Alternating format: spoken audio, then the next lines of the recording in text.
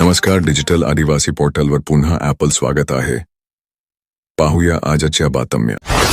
मुख्यमंत्री माझी लाडकी बहीण योजनेतील लाभार्थ्यांना ई-केवायसी सुधारणा करण्यासाठी 31 मार्चपर्यंत मुदत देण्यात आली होती. परंतु आता ई-केवायसी दुरुस्तीची मुदत 30 एप्रिल 2026 पर्यंत वाढवण्यात आली आहे. तळोदा तालुक्यातील तुळाजा गावाजवळील सिंगसपूर धरणात साचलेल्या गाळकाठ्याच्या कामाचा शुभारंभ आमदार राजेश पाळवी यांच्या हस्ते करण्यात आला.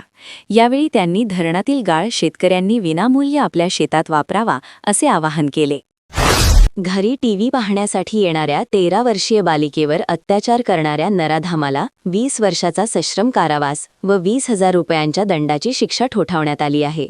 हा निकाल नंदुरबार जिल्हा न्यायालयाने दिला आहे. महिलेला मारहाण करणाऱ्या संशयिताला दोराने बांधून काठीने मारहाण करण्यात आल्याने त्याचा मृत्यू झाल्याची घटना अक्कलकुवा तालुक्यातील डाबचा जांभीपाणीपाडा येथे घडली आहे. इस्माचा मृत्यू प्रकरणी चौघांविरुद्ध मुलगी पोलीस ठाण्यात गुन्हा दाखल करण्यात आला आहे. नंदुरबार जिल्ह्यातील ग्रामीण जनतेला शुद्ध व सुरक्षित पाणीपुरवठा मिळावा आणि पावसाळ्यात उद्भवणाऱ्या जलजन्य आजारांना व साथीच्या रोगांना प्रतिबंध घालण्यासाठी नंदुरबार जिल्हा परिषद प्रशासन सतर्क झाले आहे. जिल्हा परिषदेचे मुख्य कार्यकारी अधिकारी नमन गोयल यांनी सन 2026 मधील सार्वजनिक पिण्याच्या पाण्याच्या स्रोतांचे मान्सूनपूर्व स्वच्छता सर्वेक्षण करण्याचे आदेश दिले आहेत.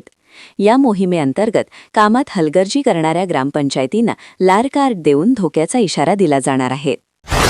अक्कलकुवा तालुक्यातील रोजकुंड येथील माध्यमिक विद्यालयात मोरंबा केंद्रस्तरीय शिक्षण परिषदेत विविध चर्चा करण्यात आली. या शिक्षण परिषदेस केंद्रप्रमुख दारासिंग वळवी हे अध्यक्षस्थानी होते.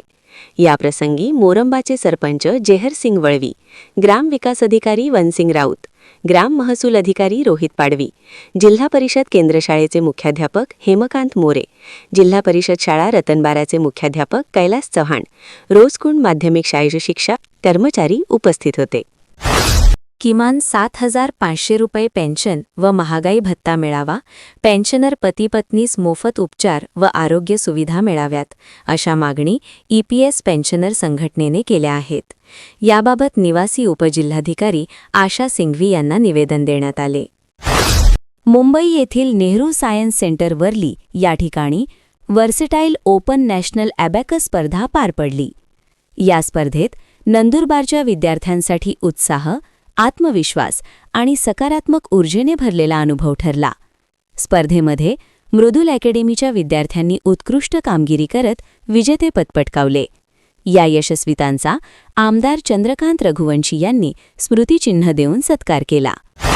नंदुरबार येथील नंतावीस संचलित सौ Vimaltai बटेसिंग Raghuvanshi college of nursing मार्फत नवजात शिशूच्या आजारपण व मृत्यूदराचे प्रतिबंध या विषयावर सतत व्यावसायिक विकास कार्यक्रम घेण्यात आला. NTVS नर्सिंग ऑडिटोरियममध्ये कार्यक्रमाचे आयोजन करण्यात आले होते. नंदुरबार येथील कमला नेहरू कन्या माध्यमिक व उच्च माध्यमिक विद्यालयात शासनाच्या मानव विकास योजनेअंतर्गत 44 विद्यार्थिनींना मोफत सायकलीचे वाटप करण्यात आले. यावेळी मुख्याध्यापिका राजश्री अहिरराव यांनी शासनाच्या योजनेचे व शिक्षणाचे महत्त्व पटवून दिलं. धडगाव तालुक्यातील सोनबुद्रुक येथील सुनील बोमचा पावरा हा शेतात ज्वारी पिकाचा आड गांजाची शेती करीत होता. धडगाव पोलिसांनी उद्ध्वस्त केली आहे. या शेतात लागवड केलेली गांजाची झाडे असे एकूण 2,76,300 रुपये किमतीचा 27 किलो वजनाचा गांजा जप्त करण्यात आला आहे. ही कारवाई धडगाव पोलीस ठाण्याच्या पथकाने केली. या प्रकरणी एकाविरुद्ध गुन्हाही दाखल करण्यात आला आहे. नंदुरबार येथील इंदिरा मंगल कार्यालय परिसरात आठवड्याच्या प्रत्येक रविवारी भरणारा बाजार आता शहरातील रेल्वे रुळापलीकडील उड्डाणपुलाखाली स्थलांतरित करण्याचा निर्णय घेण्यात आला आहे. दीनदयाळ अंत्योदय योजना राष्ट्रीय शहरी उपजीविका अभियानांतर्गत राष्ट्रीय फेरीवाला धोरणानुसार रविवारच्या बाजारातील व्यावसायिकांना पालिकेमार्फत अधिकृत परवाने देण्यात येतील, अशी माहिती शिवसेनेचे संपर्क प्रमुख आमदार चंद्रकांत रघुवंशी यांनी दिली. नंदुरबार जिल्ह्यालगत असलेल्या कुकरमुंडा फुलवाडी येथील नकटीपाटी मातेच्या यात्रोत्सवाला आज दिनांक 2 एप्रिलपासून प्रारंभ होत आहे.